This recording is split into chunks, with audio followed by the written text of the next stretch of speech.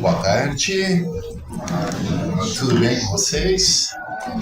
Sejam todos muito bem-vindos à nossa casa. Para aqueles que estão vindo a primeira vez, sintam-se acolhidos, abraçados fraternalmente. E também para aqueles que estão retornando, os nossos frequentadores antigos aí também. Uma alegria muito grande sempre tê-los aqui. Então, aproveitando esse dia gostoso, nessa tarde, eu convido a todos que se coloquem na sua melhor e mais confortável posição, com os olhos fechados. Eu convido a mentalizar a imagem do nosso Mestre Jesus, aquele nosso amigo, aquele nosso irmão que está sempre presente, sempre do nosso lado, mesmo naquelas horas em que nós nos sentimos abandonados. Senhor Deus, de amor, de paz e de misericórdia, agradecemos mais uma vez pelo dia que nos chega. Agradecemos mais uma vez, Senhor, pela oportunidade de caminharmos aqui na terra nesse dia, em busca da nossa melhoria contínua, da nossa reforma, em busca, Senhor, daquele caminho que um dia levará até vós. Mas sabemos que a jornada é longa, por isso lhe pedimos a vossa força, o vosso amparo e a vossa proteção, para que nesses dias de maior turbulência jamais nos olvidemos da lição do nosso Mestre Jesus, que foi o exemplo vivo. Senhor, pedimos também, permita a nossa querida irmã, que aqui estará hoje fazendo a exposição, que possa transmitir a mensagem a todos aqueles que aqui se encontram, estes do mundo espiritual e do plano material. Que as suas palavras brotem do seu coração para outros corações. E que assim seja.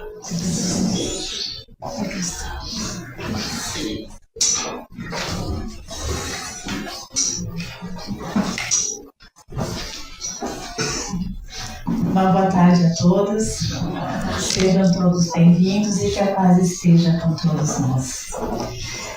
Então nós vamos nessa jornada falar um pouco dessa obra que se chama Coragem, ditada por vários espíritos, psicografada por Chico Xavier. E nada mais inspirador nessa obra, nos momentos, como o colega falou, tão turbulentos que nós estamos vivendo. Nós precisamos de coragem para não esmorecer, para fazer escolhas melhores, para nos mantermos firmes dentro do que cada um já consegue oferecer. E logo no início da obra, bem na capa, olha o nome que os nossos amigos espirituais nos trazem. Em cada página, uma lição de vida superior. Então nós podemos pensar que é alguém que já fez essa travessia que nós estamos fazendo. Então olhar, ler, sentir, viver essas mensagens é para nós reforçar o caminho que Jesus veio nos ensinar, nos mostrar e que muitos de nós esqueceram. As obras espíritas, a Bíblia, o Evangelho, a doutrina espírita, nada mais são do que bilhetes que a espiritualidade amiga nos traz para nos lembrar o caminho de volta. E o motivo, então, que também está, e ele nos chama, justamente na introdução dessa obra, amigo. Amigo. É verdade que em tuas relações com Deus pediste o dom da saúde, a bênção da paz, o afeto, a luz da compreensão, o privilégio da liberdade. Imploraste a proteção e simpatia, solicitaste o amparo, a cultura e a inteligência, requisitaste o socorro do trabalho. Olha a importância do trabalho. E o que é trabalho, segundo o nosso livro dos Espíritos? É toda tarefa útil Então, onde a gente possa ser útil para o bem, sim, é trabalho. Entretanto, para que obtenha saúde, paz, afeto e compreensão, liberdade, simpatia, cultura e trabalho, não precises de uma alavanca, da qual nem sempre te lembras na petição à providência divina. Nem sempre a gente lembra de pedir a providência divina, a alavanca da coragem. A coragem de servir e viver. Nós ainda, na grande maioria, nós queremos ser servidos, nos esquecendo da bênção que é servir e viver. É por isso, leitor amigo, que oferecemos as páginas simples deste livro. Elas traduzem o nosso apelo às nossas melhores forças, para jamais esmorecermos. Veja bem, eles se incluíram. Eles não disseram para que vocês não esmoreçam, para que nós não esmoreçamos. Isto quer dizer que a evolução ela é contínua, aqui e lá. O trabalho é contínuo, aqui e lá. Diante das lutas e provas que nos são necessárias ao burilamento, ao próprio burilamento, cada um vai ter que fazer o seu. Nós vamos receber muitas ferramentas, muitos conselhos, pessoas que vão chegar até nós, ferramentas do conhecimento, da intelectualidade, da filosofia, da religião. Mas é nós, cada um de nós, que vai fazer esse trabalho de nos melhorarmos. Então, por que voto espírita? Que é o texto, então, o título do que nós vamos trabalhar hoje. Mas antes do texto, nós temos um contexto. E claro, um contexto segundo os meus olhos, mas cada um pode encontrar o seu depois que a gente lê. E aí vai fazer toda a diferença desse voto espírita. Vamos lá. Questão número 1 do Livro dos Espíritos. Quando a gente entender que é Deus, que Ele é a inteligência suprema, causa primária de todas as coisas, tudo muda. Tudo muda. Por quê? Porque muitas vezes quando a gente pediu tudo que a gente pediu, e a gente não pediu coragem, mas a gente vai lá e a gente, conforme a carruagem vai andando, vai se organizando, a gente vai adquirindo aos pouquinhos. Mas quando a gente sabe que Deus é a inteligência suprema, a gente sabe que Ele não errou com a gente. Deus é mais aquele velhinho de barba, sentado no trono, distribuindo coisa boa, ruim. Não. Ele é inteligência suprema, causa primária de todas as coisas. E quando a gente internaliza isso, tudo se transforma. Tudo. Mesmo quando a gente está lá chorando. A gente sabe que a inteligência suprema tem um propósito aí. E isso não quer dizer que a gente não deva chorar. Sim, porque dói. Mas a gente não deve ficar, se manter, perpetuar neste lugar. Porque, questão 13 do Livro dos Espíritos, quando dizemos que Deus é eterno, soberanamente justo e bom, não temos uma ideia completa de seus atributos? Só coloquei alguns aqui. Do vosso ponto de vista, sim, porque acreditais abranger tudo. Mas Deus é eterno, imutável, imaterial, único. Primeiro mandamento: amar a Deus sobre todas as coisas. Não é amar a bolsa, o carro, pessoas. Não, amar a Deus sobre todas as coisas. Vai fazer sentido com a primeira questão. O resto é acessório. Mas Ele é soberanamente justo e bom. Então, o melhor vai estar sempre acontecendo. Mesmo quando a gente está chorando. E quando a gente está feliz, está alegre, que coisa está fluindo, que nós nos lembramos de agradecer. Porque passa, tudo passa. Passa o bom, passa o ruim. Aquela folga que a gente tem quando a gente está sorrindo é o preparo para a próxima oscilação. Que é o Espírito, o princípio inteligente do universo. Aqui nós já começamos a entender que a gente não é um corpo físico. O nosso corpo físico é um instrumento que a gente utiliza para estar aqui nesta escola, aprender, evoluir, melhorar, reparar. Simples assim. Questão 55. Todos os globos que circundam o espaço são habitados. Gente, isso é libertador. Jesus já falou isso, mas a gente não entendeu. Há muitas moradas na casa de meu Pai. E a gente ainda continua achando e pensando que a Terra é o centro do universo. Então, isso aumenta a nossa perspectiva inúmeras vezes de aonde a gente pode estar. Mas isso é um trabalho que exige de nós todos os dias. Sim, ó.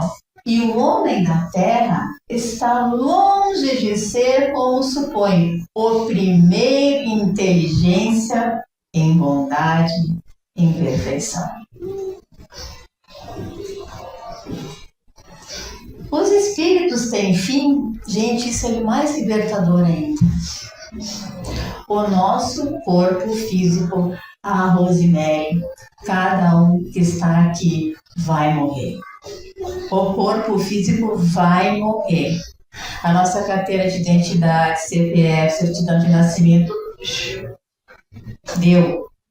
Mas o espírito não tem fim. Pergunta que não está no livro dos espíritos. As nossas escolhas, elas estão relacionadas ao corpo físico ou a como um ser espiritual? As nossas escolhas ainda estão em comer, trabalhar, vestir, procriar? Ficar no celular?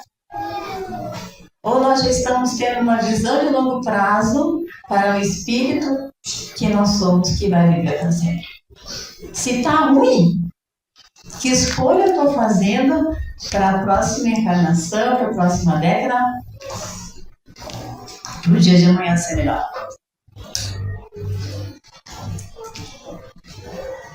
Qual dos dois, o mundo espiritual ou o mundo corporal, é o principal da ordem das coisas? O mundo espiritual, que pré-existe e sobrevive a tudo. Está lá na questão 85 do Livro dos Espíritos. Então a gente não é daqui. A gente está aqui nesse momento aprendendo, mas a gente vai voltar para casa. André Luiz nos contou isso na sua primeira obra, Nosso Lar. Essa aqui, então, gente, a gente esquece dessa questão muitas vezes do Livro dos Espíritos, mas eu faço questão de lembrar muito ela na minha fala. Porque nos coloca do início que a gente está aqui, ó. Mas muito de nós a gente está aqui. Só que não. Nós estamos aqui. Os espíritos são iguais ou existem entre eles uma hierarquia qualquer? São diferentes ordens conforme o grau de perfeição a que chegaram. Então o mundo de provas e expiações nos diz que nós estamos aqui, ó, na terceira ordem dos espíritos imperfeitos. Então tem o puro, liviano, os pseudo-sábios, os neutros, né? Aquele que está em cima do muro, os batedores e os perturbadores. Cada um vai escolher o seu nível no lugar que está. Mas o que eu posso dizer é que o fim de todos nós, a gente querendo ou não, resmungando ou não, a gente vai chegar aqui em espírito puro. É uma lei. A lei de progresso. É uma determinação divina que todos nós, sejamos felizes.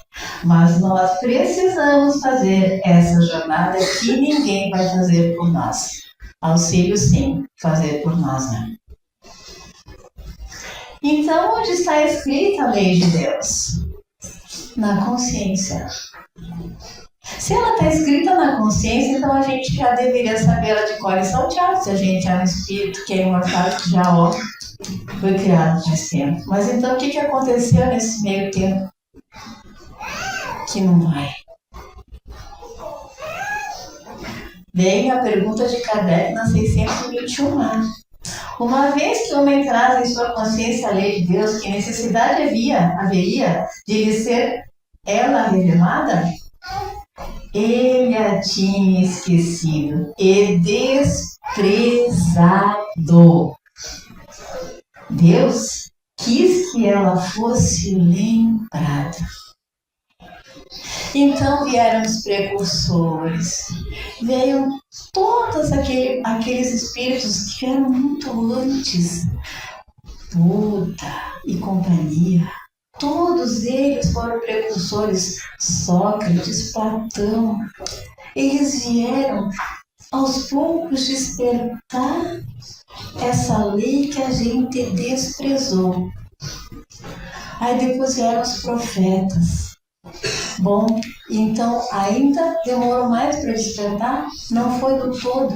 Aí veio Jesus e disse, bom, agora a gente vai fazer essa lei ser visível, palpável. Alguém que faz, que entendeu, que está ali na sua consciência, ele vai materializar. E a pergunta, o que a gente está fazendo com essa lei? Qual é o tipo mais perfeito que Deus tem oferecido ao homem para lhe servir de modelo e guia? Jesus. A gente já tem alguém que fez essa jornada inteirinha.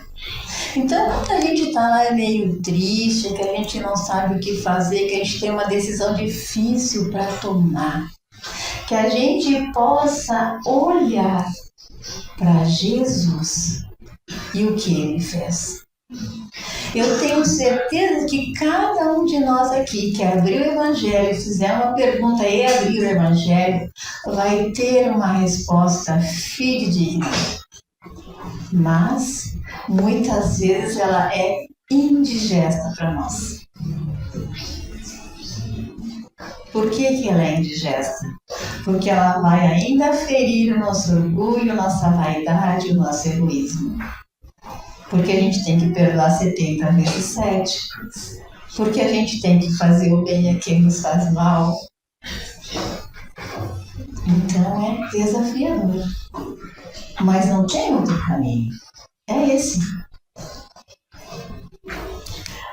Em Gênesis, no capítulo 18, no item 27, então a gente está se aproximando dessa nova geração, que é então falado dessa nova era do planeta de provas e expiações, ele vai passar para um mundo regenerado. Mas não é o planeta em si, são as pessoas que estão habitando este planeta que estão se regenerando. Então não é o planeta que vai melhorar, é nós que temos que melhorar para merecermos ficar nele. Para que na Terra sejam felizes os homens, preciso é que somente a povoem espíritos bons, encarnados e desencarnados, que somente ao bem se dediquem. Então veja que é um voto. A partir do momento que a gente sabe de tudo isso, e agora vocês estão sabendo como eu, tá? Porque isso foram algumas coisas que eu elenquei do que mais me tocaram quando eu comecei a estudar a doutrina espírita e que despertaram em mim. Eu tenho certeza que despertam em muitas outras pessoas que aqui estão essas verdades tão bonitas que nós temos acesso a Deus, mas nós precisamos colocar a mão na massa para que isso se materialize como Jesus fez. Evangelho segundo o Espiritismo, capítulo 17, item 3. O homem de bem. O verdadeiro homem de bem é o que cumpre a lei de justiça, de amor e de caridade na sua maior pureza. Não é uma ou outra, não é só justiça, só amor ou só caridade. As três se misturam e elas funcionam. Este é o verdadeiro homem de bem. Os bons espíritas, lá no item 4 do mesmo capítulo, bem compreendido, mas sobretudo bem sentido, o Espiritismo leva aos resultados expostos, que caracterizam o verdadeiro espírita como cristão verdadeiro, pois que um é o mesmo que o outro. Então, a lista nós vamos ler depois no texto que o Albino Teixeira trouxe para nós. Eu só coloquei um item do homem de bem. Temas de casa para quem quer ampliar o conhecimento. Voto Espírita, capítulo 46, Albino Teixeira. O espírita é alguém que assegura a si mesmo ser efetivamente tão confiante nas leis divinas que jamais se confia à desesperação, por mais agudo lhe seja o sofrimento. Se Deus é justo e bom, eu tenho confiança nessa lei divina e que também ela está na minha consciência. Eu tenho que acessar e executar. Tão otimista que nunca perde a coragem nos embaraços de que se vê defrontado, aguardando o melhor e fazendo o melhor que pode nas atividades do seu dia a dia. Gente, fazer o nosso dia a dia, o nosso calendário, o ordinário, aonde quer que a gente esteja, faz bem. Faz com capricho, faz com amor. O que tu estiveres fazendo? É a comida? É arrumando a casa? É indo trabalhar? É no trânsito? É sendo um bom pedestre? Nós temos oportunidades diárias de sermos o melhor e fazermos o melhor nas pequenas coisas. A gente quer fazer grandes coisas para os outros verem, mas não precisa. É no miudinho que a gente cresce. É aí o convite, onde todo mundo pode fazer, com o recurso que tem, na condição que está, no nível que está. Esse é o convite de Deus para nós. Faça com que você tenha, por isso que na multiplicação dos pães ele disse, o que tens é um peixe. Ele multiplicou, mas veja que todos levaram alguma coisa e se multiplicou. Então, do pouco que tu tem, a espiritualidade, o universo, porque Deus está em toda parte, Ele vai multiplicar o pouco que tu tem. Tão diligente que jamais abandona o trabalho. Lembra o que é trabalho? Toda ocupação útil é trabalho. Então, se tu tá lá em casa, arrumando a tua casa, faça bem. Não abandona teu trabalho. Se tu tá lá na tua empresa, se tu é funcionário, se tu é diretor, faça com diligência, com o dever. Tu sabes o que tem que ser feito, então faça. Ainda mesmo quando lucros ou perdas o induzam a isso. Se você não está satisfeito no lugar aonde tu estás, mesmo sabendo que Deus é a inteligência suprema, e Ele não é com ninguém, com nenhum de nós, então mostra tua boa vontade, faça uma prece, busca um consolo, busca uma iluminação. Olha, não está dando, está difícil aqui, me recoloca, me dá força, me dá coragem para continuar. Mas faça o que tu precisa fazer para mudar aquela situação onde você está. Depende só de você. Tão firme nos ideais edificantes que, em circunstância alguma, surpreende motivos para cair no desânimo. A gente sabe que a trajetória é longa, a gente já viu lá na escola espírita, ela é. Mas a gente tem que mirar, a gente tem que trabalhar aqui no nosso dia a dia. Mas a gente tem que entender que o que a gente faz no dia a dia está nos levando lá na frente. Um espírito puro. Isso vai nos dar bom ânimo.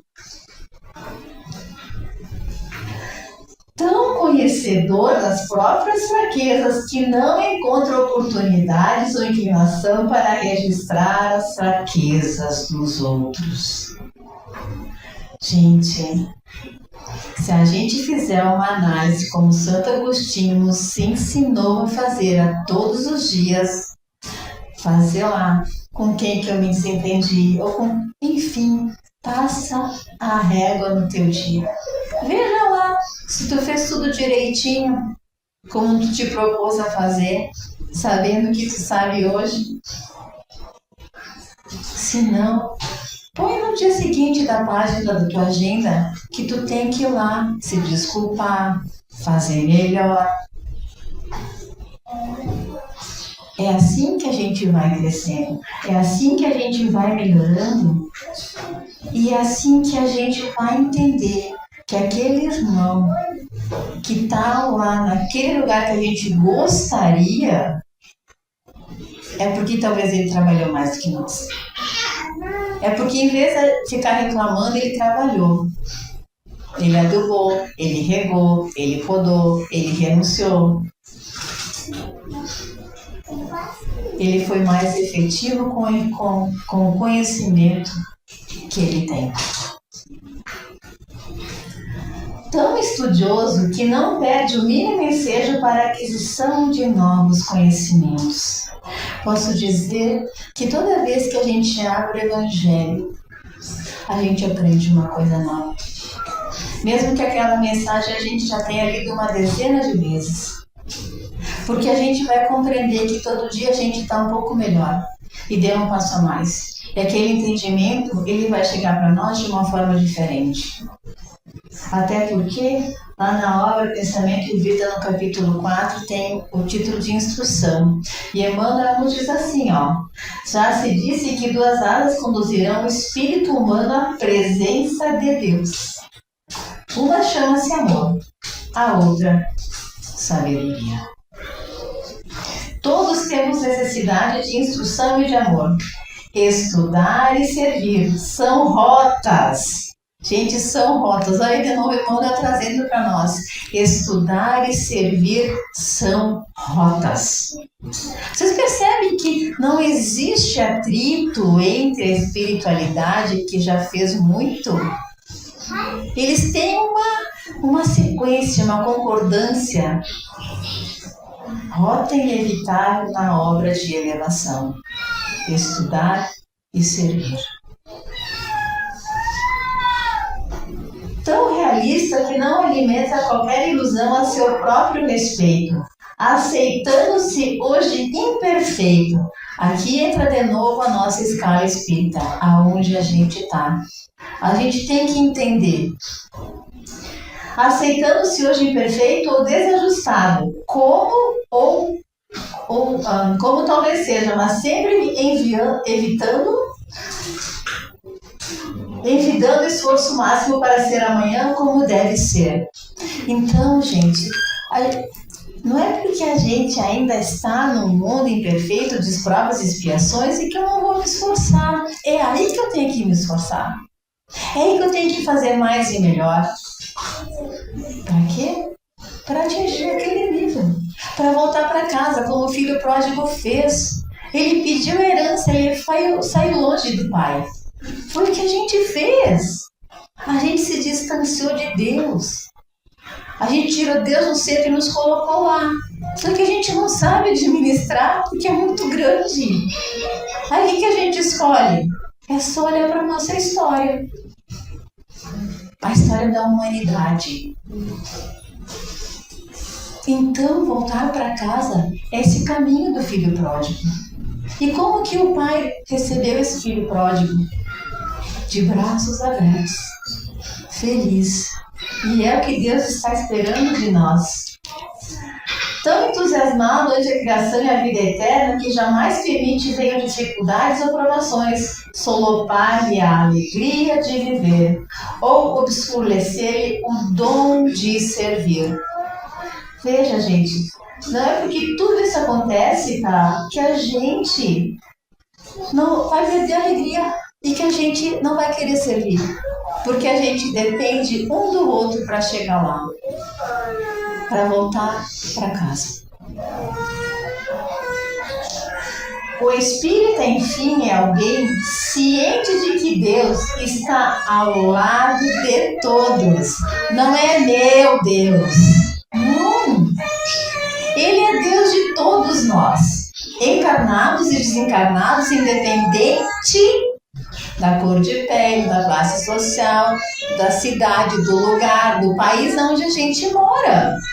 Ele é Deus do universo. Então, se eu olho para ele passar naquela prova, tem um irmão que vai também pedir. E ele vai ajudar também. Mas quem que vai passar? Quem? Quem estudou e quem vai fazer melhor? Então a gente tem que ter essa consciência que Deus está do lado de todos, ó. Então o espírita, ele tem essa consciência através do conhecimento que a gente tem, por isso é que é importante estudar. E é importante praticar e ser o homem de bem todos os dias. Mas procura firmar-se, sentir, pensar e agir incessantemente ao lado de Deus. Através do quê? Da prece, das boas escolhas, da religiosidade, da conexão, do silêncio que a gente faz para ouvir as respostas das perguntas que a gente faz. Muito obrigada pela atenção. E vamos fazer a nossa prece, agradecendo a Deus a oportunidade de nós estarmos aqui nesta casa, que acolhe a todos nós. Este ambiente que a espiritualidade amiga preparou para nos receber, com os fluidos necessários que cada um necessita para se harmonizar melhor, para que tenha uma ideia, uma atitude, uma visão, a coragem, a disciplina. Cada um sabe, cada um foi atendido conforme o que merece.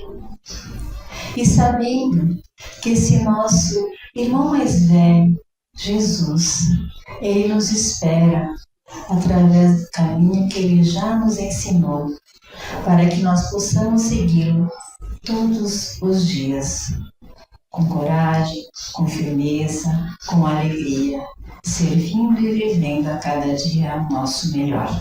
Muito obrigada e que assim seja.